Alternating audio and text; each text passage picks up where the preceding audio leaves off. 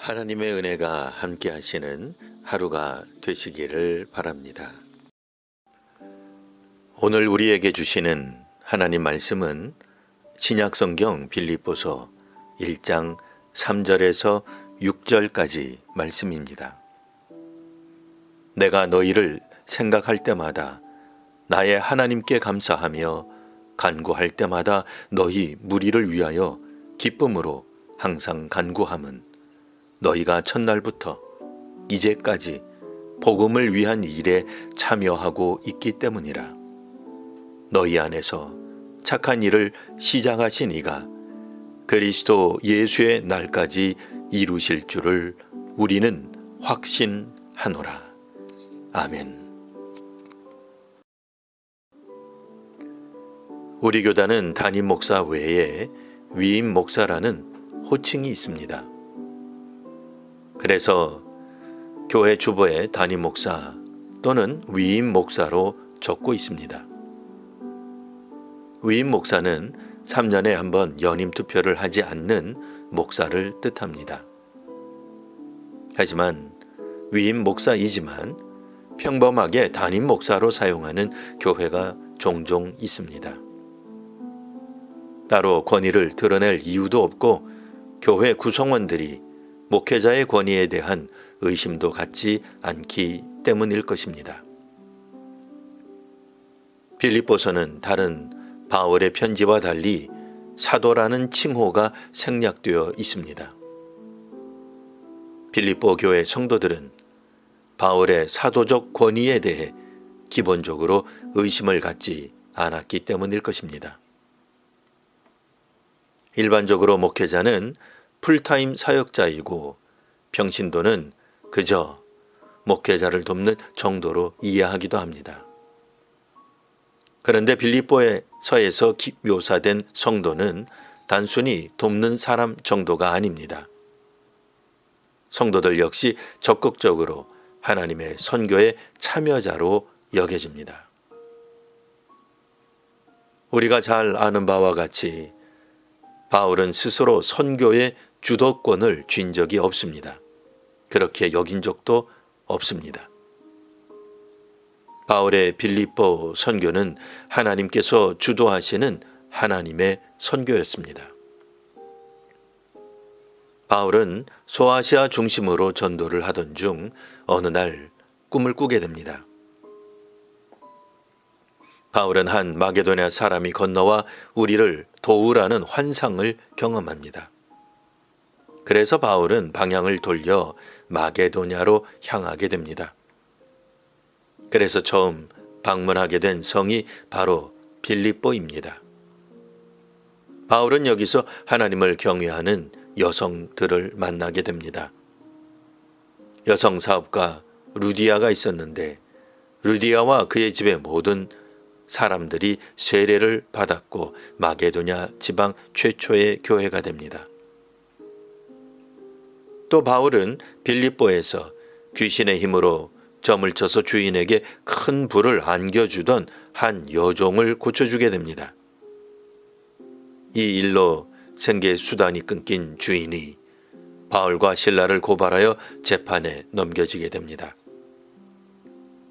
바울은 로마 시민권자로서 마땅히 받을 변호도 없이 일단 투옥됩니다.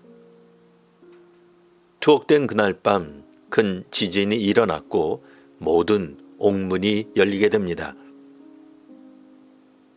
그리고 이 일로 지키던 간수와 그 가족이 세례를 받고 빌립보 교회 성도가 됩니다. 빌립보 교회는 재정적으로 어려웠으나 바울이 데살로니가와 고린도에서 복음을 전할 때 그리고 가난으로 고통당하는 예루살렘 교회를 물질적으로 돕는 구제 사역에 참여합니다. 바울은 빌립보 교회를 자신이 노력해서 얻은 열매로 여기지 않았습니다.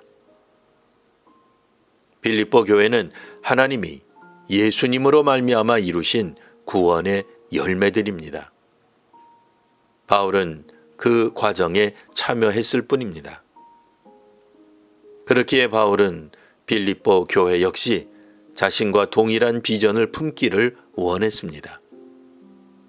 즉 빌립보 교회가 바울 개인의 사역에 동참한 것이 아니라 하나님의 선교에 참여했다는 사실을 주지시킵니다.